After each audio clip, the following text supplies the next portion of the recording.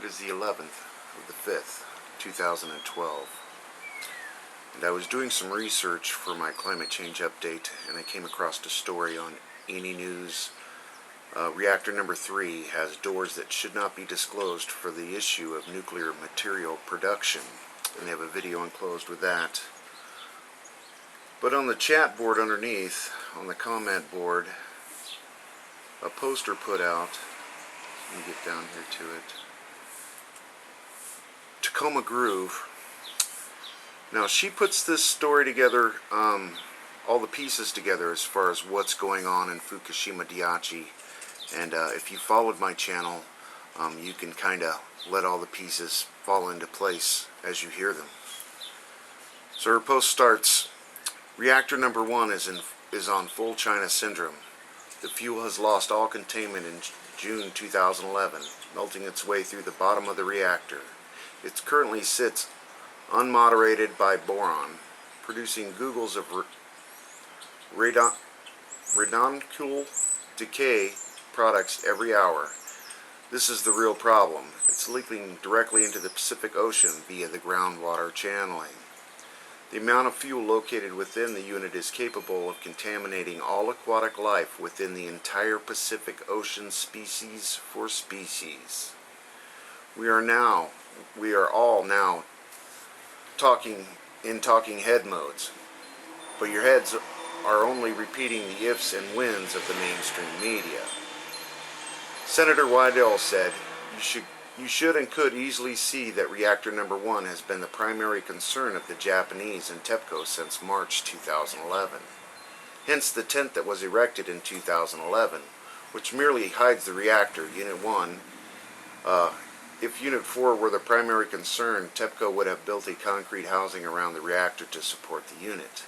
Week 1.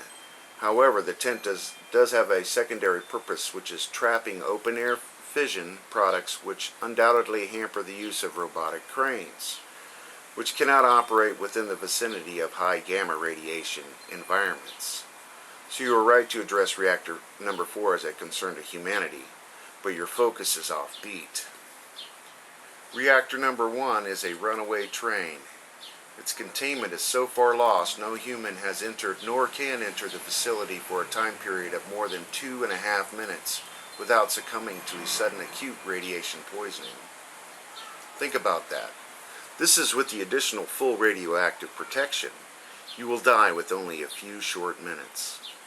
Meanwhile, you will see that TEPCO plans to build a 100-foot wall barrier to contain the oceanic radiation release on site. Why is this more important than concrete steel frame for reactor number 4 spent fuel pool? Put 2 and 2 together. If reactor 4 was the primary threat, why would TEPCO be building an oceanic barrier instead of cement housing surrounding the reactor spent fuel pools? It is not a matter of budget, it is a matter of need. The oceanic contamination is obviously out of hand. Senator Wydell was not allowed near reactor number 1, hence he has no comments or knowledge of the situation. Although I think of him as attempting to wake up the masses, I feel it is time you all woke up to the China syndrome occurring all year. So please continue with the work that you do. You are all my heroes in my eyes, but do not follow the MSN. And she provides a bunch of links. Fact 1. Americans knew there was a highly toxic oceanic radiation plume. There would be a state of panic.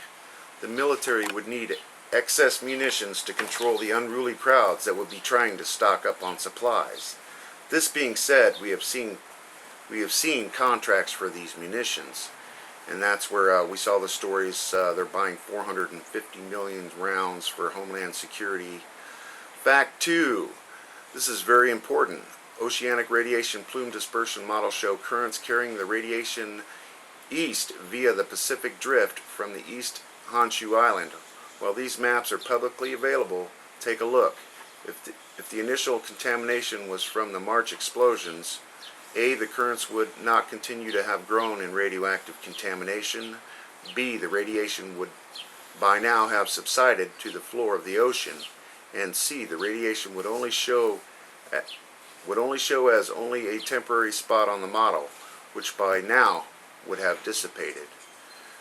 What we are seeing is a constant leak, aka a radioactive river flowing directly into the Pacific Ocean.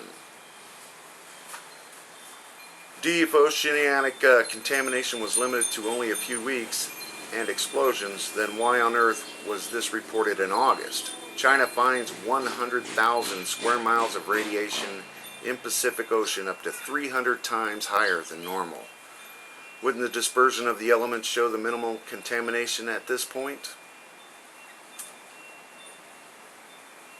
Fact 3. The company TEPCO would have no need for a barrier on site. Why build in a rush what you do not need? And how long has the need been for a relevant issue? Are there any other indications that the aquatic radiation releases are plaguing the Pacific Ocean? And then she's got a story, TEPCO to begin coating seafloor with cement mixture, and linked with photos. If the seafloor was cemented, wouldn't this trap the radiation, meaning that there would be no need for a barrier? Use intelligence here. Fact 4 was reported by Fukushima Daily. Cement was drilled in December 2011, showing high gamma levels. The image released to the public spectrum was a cement sample with obvious yellow sediment attached to it. This was yellow cake uranium, which could only have come from a sample of concrete that had direct contact to the corium on site. And it's got links to that. Fact 4, steam from reactor's #1 basement with minimal on-site power and electrical fire within the reactor would be highly unlikely. If so, this is not a candidate for the heat signature below unit #1 reactor. Could a fire be the culprit? Being the lower level of the reactor is filled with 2+ meters of water, this would also rule out a fire. This is a nuclear reaction, is my opinion, and fusion is my opinion. The only possible candidate to create the steam plume which was spotted on the ground floor in reactor #1. And then she lists sources from May 29th and 30th.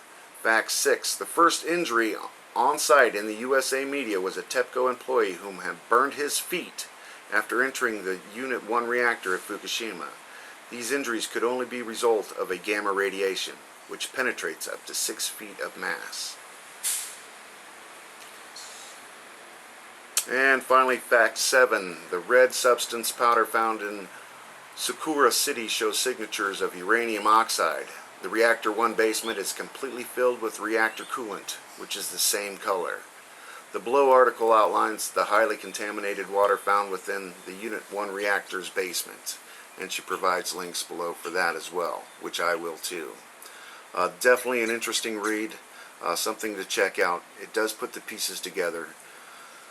Unit 1 is in full melt through, and it's seeping into the Pacific Ocean, and they're doing what they can to stop it without letting everybody know. Enjoy while you can, everybody. Thanks.